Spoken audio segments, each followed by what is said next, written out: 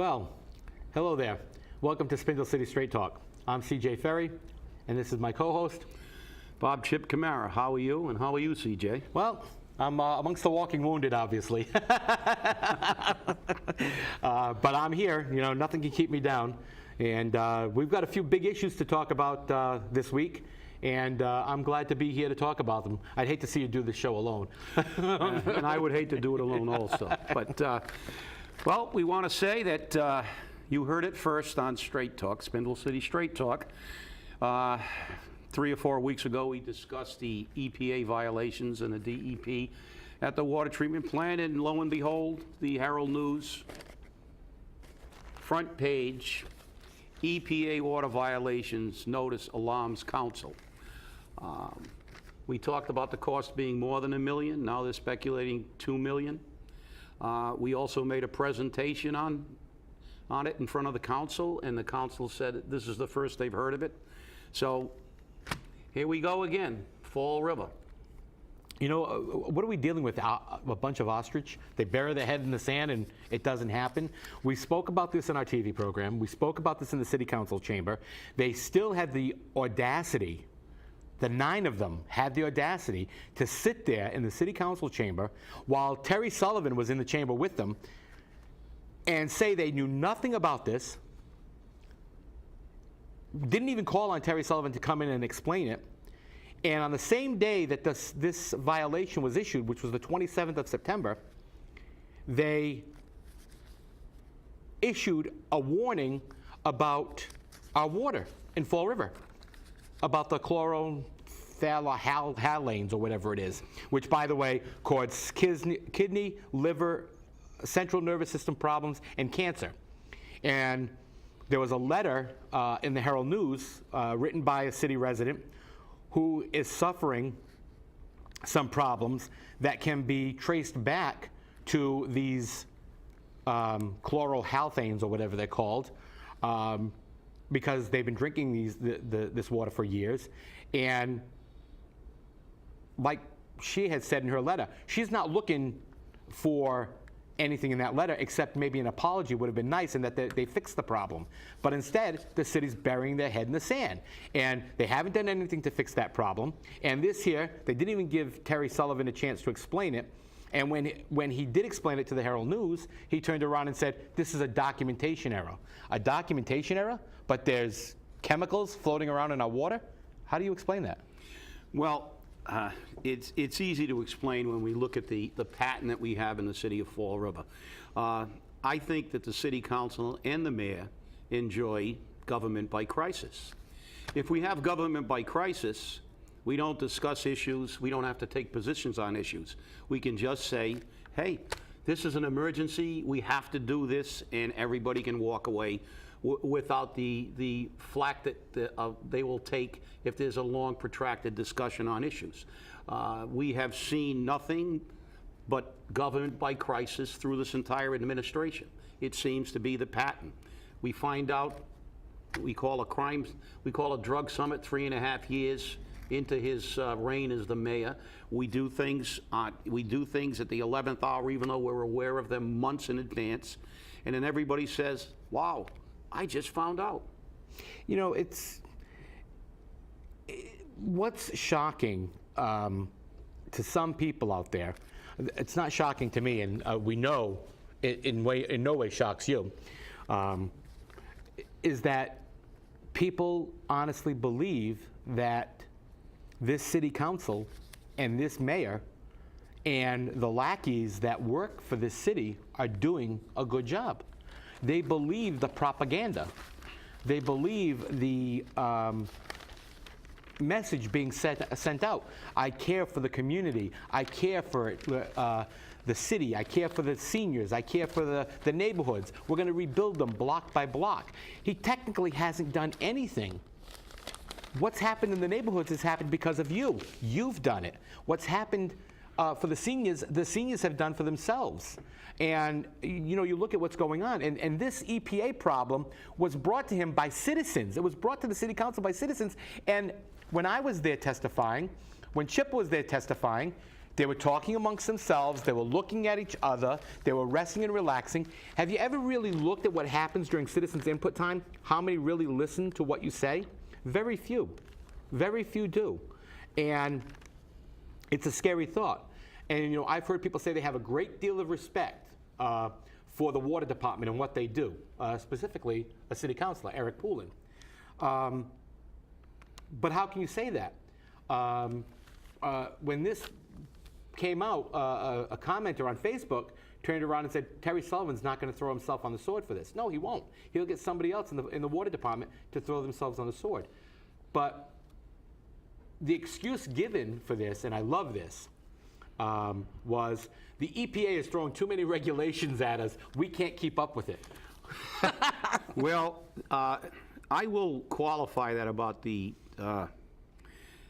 water department. The people who service our water mains work hard. The people that work every day out there and try to keep our water flowing do a great job. The problem we have is not with the people who do the work. It's the people who are paid to administer the water department. It is outrageous for the head of the water department to say he can't keep up with EPA regulations. That's what his job is. Can the fire chief say we can't keep up with the fire codes? Can the police chief say we can't keep up with the changes in the laws? No, they can't. Yet we have a department head that's saying that, they're just passing regulations too quickly, and he has a whole tier of administrators to help him do his job. It is inexcusable. There is no accountability in this city for administrators, and that's the problem. We have when we compare ourselves with New Bedford, there was an article in the Standard Times many years ago that said, if you work for the city and you're a worker, work in New Bedford. If you're an administrator, work in Fall River. Because our administrators get paid much higher than they do in New Bedford, and they do a far better job. And there's never been a department head that's held accountable, because the reality is the department heads are not selected because of their ability to do the job. They're selected because they're political insiders. Right, and you have heard the stories, and I've heard the stories. I've been a victim of them. I have family members which have been a victim of them, that if you don't play the game, the political games with these people, you don't get anywhere in city government, especially with city jobs. And people get them because they do what, quoting this now, they do what they're told. They don't want you to do what you're supposed to do. They want you to do what you're told. I've been a nurse for 25 years. The regulations on nursing have changed greatly in 25 years. And they change every year, and that's why nurses are required to go through continuing education. They're changing for doctors every year. They're required to get CMEs. Lawyers are required to get continuing education every year. Plumbers, electricians, they're all required to get continuing education. I think even firemen have to get continuing education, professional development courses to know the changes in the fire regulations and to know what's going on. People have to do this. But, I'm going to say, well, I don't know what the EPA regulation is. There's too many of them coming out, so I can't follow them? It's just too many? Well, we all know what this is. This again it's just a tactic to try to deflect blame. Just as when one of the other great things is that the state is wrong. Isn't it ironic that every time there's a ruling against the city of Fall River, this goes back for years, even when federal judges made rulings, that the first thing out of the city is that the judge, the EPA, the DEP, whatever agency is wrong. Nobody in Fall River ever makes a decision that's incorrect. And all these agencies that are commissioned to oversee that particular facet of service is wrong. And they have no qualm in telling governmental agencies that have do expressly code enforcement that they're incorrect. And as usual, in about 99.9% of the cases, we find out that Fall River was wrong, and all it was a delaying tactic, and we hope we can delay it long enough for the public to forget about it. Right, well, we don't forget, and especially now, because we won't let them forget. And I'm gonna, I know I won't let them forget, and I know you have never let them forget. Yeah. Well, that's the problem we have here. We have a tale of two cities, which is one of the themes of the city council presentation I made. We have the rich, we have the poor, and we have the people who, the shakers and the movers, and we have the people that have to go to work every day or go and trying to find a job every day. That segues into our next little issue about Santa Cristo Church. On the front page of the Herald, along with the EPA story, is a picture of the Santa Cristo Church that's beginning its first phase of restoration. Now, that project is being done virtually with all Fall River workers. It's also being done without a cent from anybody. A small parish, a fairly small parish with less than 300, I believe, I believe it's about has 300 raised literally $2.3 million or something in that ballpark. something in that vicinity to renovate their church. It just goes to show what we can do. And as part of this article, I find it rather ironic as the mayor touts how good our economy is and how he's moving the city forward and how he's fighting for jobs, that the pastor of Santa Cristo, Mr. Oliveira, made this statement, and this is a direct quote. "These are tough times," Oliveira said. "Many people are unemployed. The parish of Santa Cristo has great people, and they love their church." So ironically, the people that he sees every day are the people that we see. The people whose average income is about $20,000 per person, and the average household in Fall River is $24,000, which is 1/3 the state average. These are the people they see, but it seems that our administration doesn't.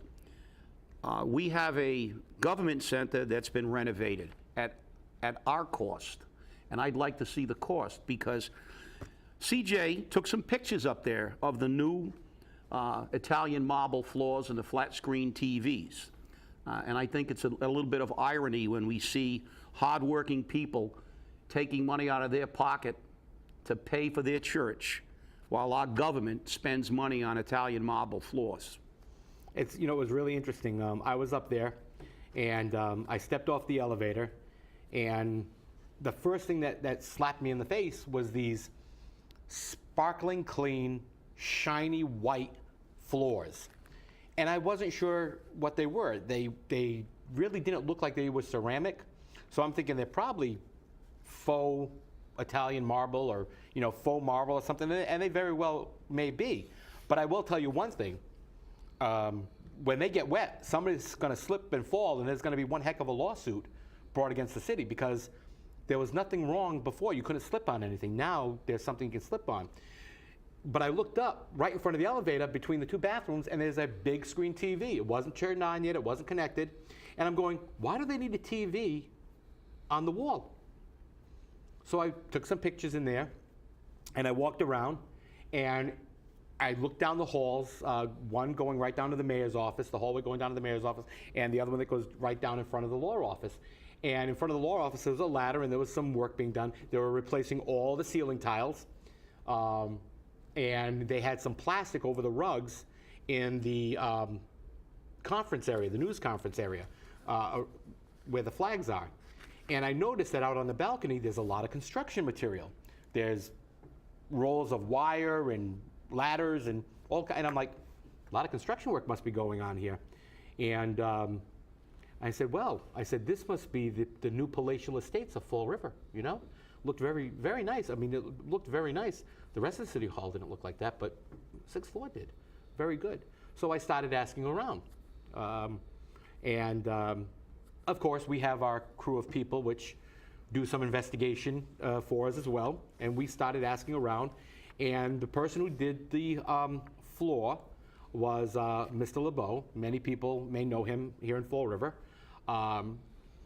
His wife fought for the playground over at St. Anne's Neighborhood Association, Pam La Liberty LeBeau. And he, according to what was derived from our sources, he didn't contract for that. He was a subcontractor to a subcontractor. very interesting. And again, we further looked, and then we're still trying to confirm it, but the rumor has it that Amerisco was the contractor. So I'm going, that's interesting. So I looked up who this Amerisco was. They're a Framingham company. They're an energy company. They work on cutting energy costs. And somebody says, well, didn't they give the money to the neighborhood associations when we had the energy audit program? And no, that money came from National Grid. So I'm looking even further.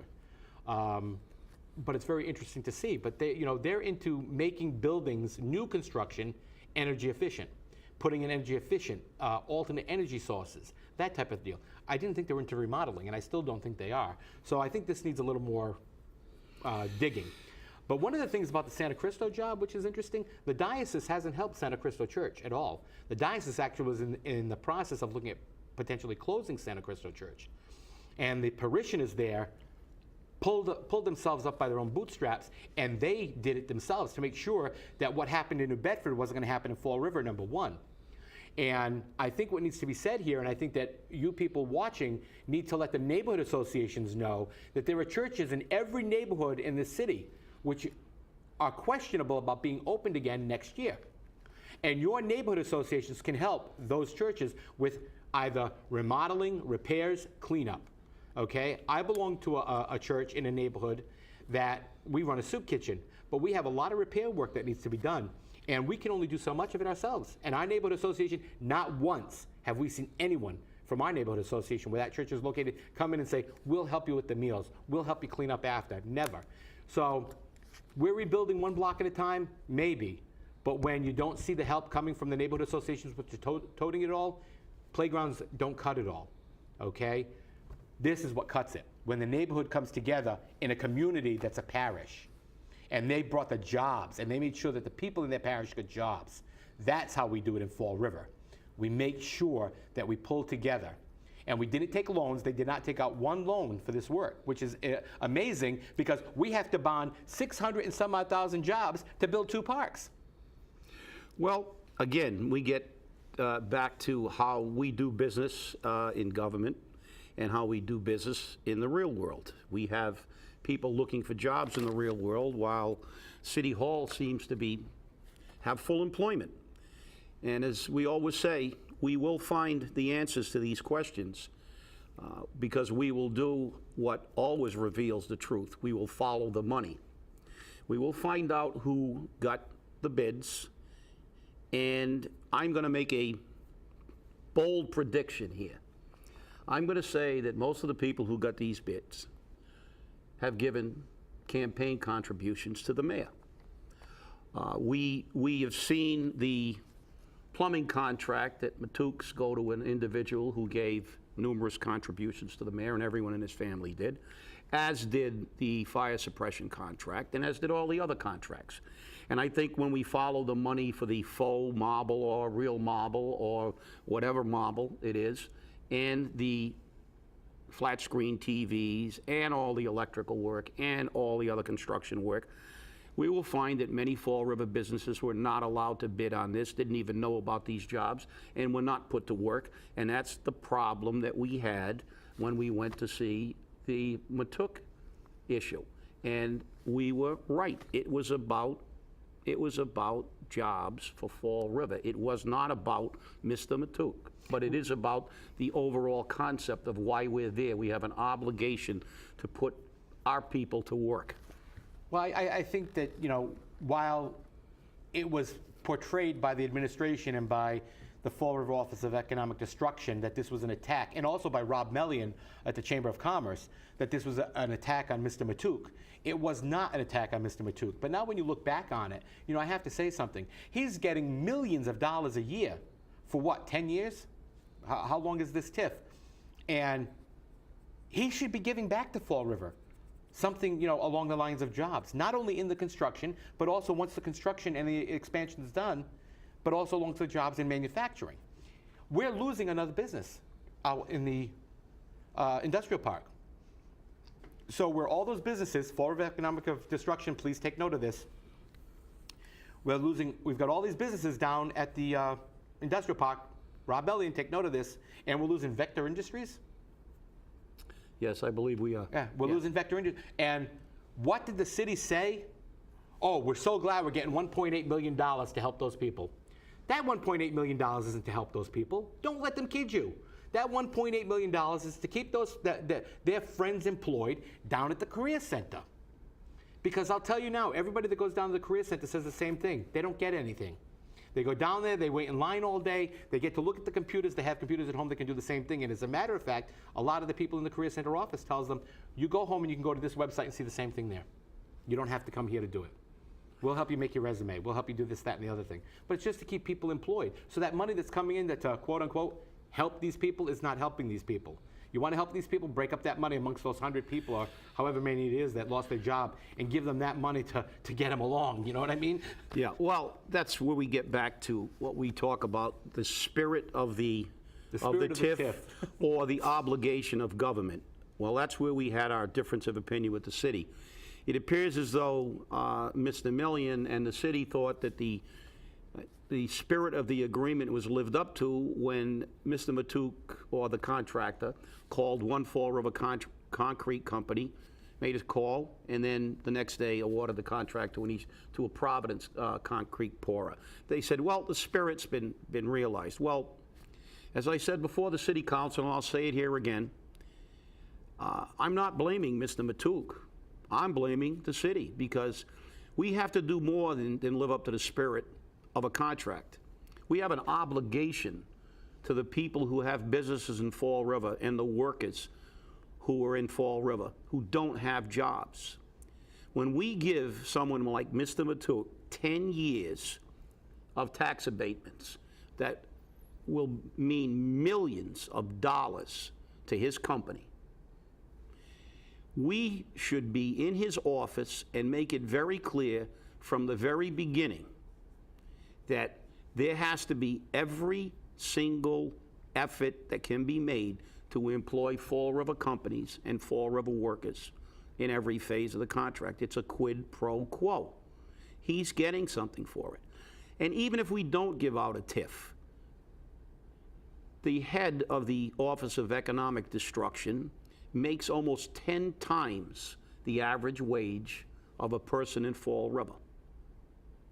Yet in 25 years, he couldn't figure out that we should be at the industrial park, at every building site, at everything that happens in Fall River, and we should be advocating for Fall River workers and Fall River companies. It's a disgrace.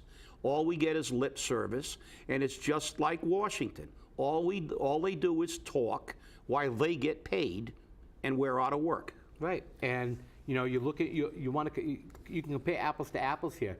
You know, they went right up until the 17th, right up until actually the 16th of October, before they passed the bonding to keep the government going, because on November 1st, everything would have stopped in the country. There would have been no welfare, there would have been no food stamps, there would have been no Social Security, no veterans benefits, no anything, had they not passed a debt ceiling raise. But this is how they do it in Washington. We keep raising the debt ceiling because they want to pay today's bills with tomorrow's money.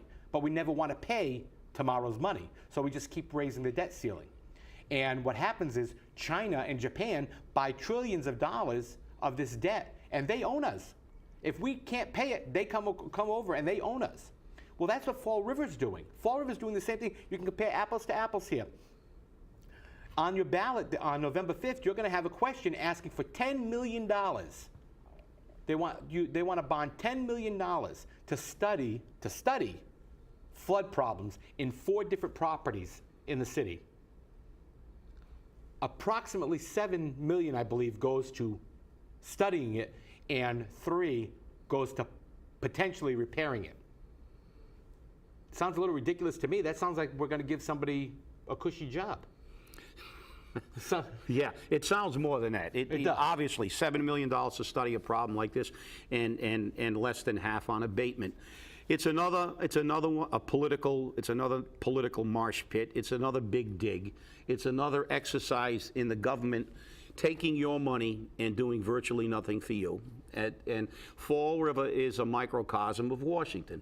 We're bonding down the road as Washington does, and we're raising our debt ceiling and saying we're doing better, and we can't even deficit spend. But while we're on that subject, we had some people saying we have to use props. And so today, I brought in the first prop. Okay, let's see it. Okay. I'm going to tell all our viewers, if you don't make your government do the job, if you don't hold their feet to the fire, if you don't start making them talk straight to you the way we talk to you, you will be nothing more than a pawn. There it is. It's interesting, and it's true. I mean, you know, when you go into that ballot box, November 5th is right around the corner. My personal opinion, and just so you know, I have already voted. And interestingly enough, I found some errors in the ballot, which I've already made very clear. But again, Fall River thinks there's no problems. My personal opinion is all 9 of the city council should go. You know, I think that just about every elected official in the city, from mayor all the way to school committee, should go. The problem is the people running don't have what it takes to take those offices over either. I think there are a lot of people that are running don't have what it takes to take over those offices. So sometimes you have to, you know, settle on the devil you know. But I'll tell you now, if you keep voting in this administration and many members of this city council, you're going to have a worse situation in 2 years. You need to go to your city councilors, you need to go to your mayor, and you need to let them know very clearly, I'm not going to tolerate this from you. November 5th's around the corner. I'll put my line next to somebody else. I'll put my X next to somebody else. I'm not going to deal with this anymore. I can't afford it. Okay? Because the amazing part about it is this. It's very easy for this mayor to turn around and say, raise the tax, raise the water fee, raise the base service meter fee, you know, raise the taxes, raise the fees on birth certificates and city council, city clerk fees and fees for this, fees for that. I mean, do you know that if you want a copy of your water bill for the year, you got to pay $5 a page? I mean, it's really easy to do. You know why? Because he doesn't pay any of those things. It's really easy for the city council to say, yes, we need to do it, yes, we need to do it, yes, we need to do it, because you got Terry Sullivan coming in saying, if we don't do it, we're going to have to shut down. We won't have water. We'll have the EPA come in and fine us. Wait a minute, the EPA is already coming in to fine you. So we have, you know, budgeting by crisis, but it's already happening. Well, you're right, but it is we, the voter, who control our government, and we have to begin to become less apathetic, and we have to get involved, and we have to take back the government. The fact is, we can't have a mayor that says that the city is fiscally in good shape because our bond rating was increased, even though that was only increased because they piggybacked it on the state and they leveraged it on the state, and that still amounts to kicking the can down the road like the federal government did. We have almost $500 million in bonding debt in the city of Fall River. That is an astronomical figure. And in the same breath, he says, we're doing really well economically, but the cost of living in Fall River is going up. Well, apparently he's not paying attention. We have the 3rd highest unemployment rate in the state, the lowest per capita income of a city of our size in the state. So where are we going to get, you know, how can life be good in Fall River? We can't have a government that buries their head in the sand and puts marble floors in the government center. And with that, we're out of time. I'd like to thank you, and as our city administrator says, it's only money. Thank you for watching. Please join us again next week.